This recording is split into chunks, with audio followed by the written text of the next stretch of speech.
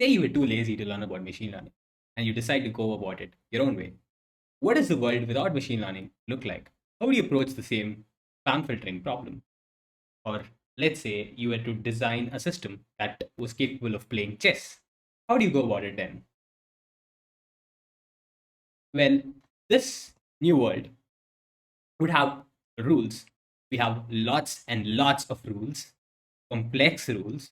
And in the case of systems like chess, we would also need people with domain expertise.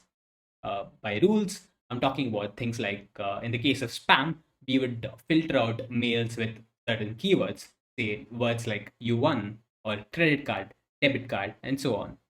And it would also have lots and lots of if else statements. And this is complete chaos.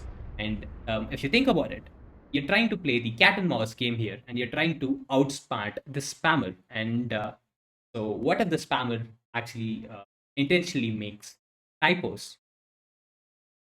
How do you go about it then? Would you change your rules? This is what the traditional approach looks like. You start with the problem you have in hand, and you think of ways to tackle it. Then you write rules. Next, you evaluate and see how well your system is performing at the task you've defined. If that's good enough, you launch. Or else, you analyze errors and you write more rules. As you can see, this part of writing rules is tedious. You may need to maintain a long list of complex rules, and you may need to keep writing these rules forever. Also, how exactly would you define rules for tasks like speech recognition? You'll also need to account for different dialects and accents. How do you go about doing that? Oftentimes, these rule based approaches do not scale well and it can be pretty hard to maintain. And this also requires a lot of manual intervention. This is where machine learning really shines.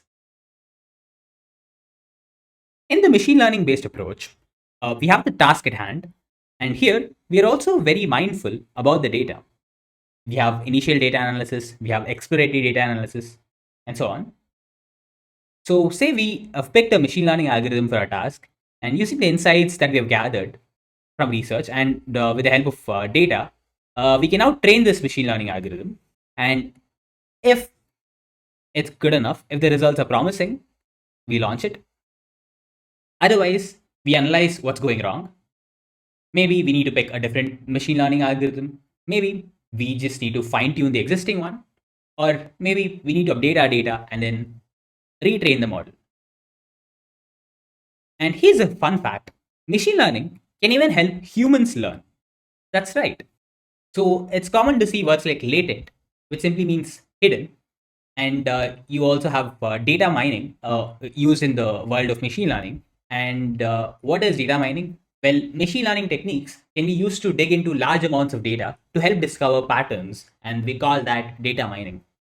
This slide probably deserves a video of its own, but for now, understand that machine learning algorithm can be inspected to see what they've learned. And for instance, once a spam filter has been trained on enough spam, it can be inspected to reveal a list of words or word phrases that it believes are the best predictors of spam emails. And through these embeddings or patterns, we can learn information that may have not been obvious to us before. This can even lead to a better understanding of the problem, thus, we can iterate all over again if needed. And that is not all.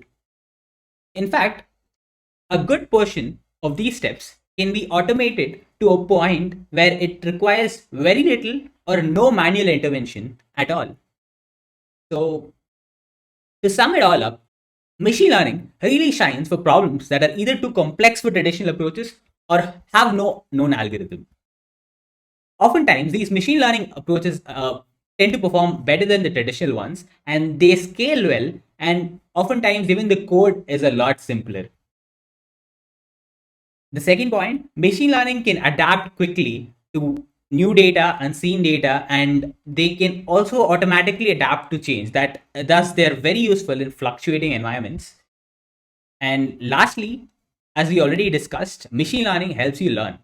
We can get insights about complex problems, and we can also infer a lot from large amounts of data using machine learning techniques. And that is it for this video. Do subscribe, and I'll see you in the next one. Thank you for watching.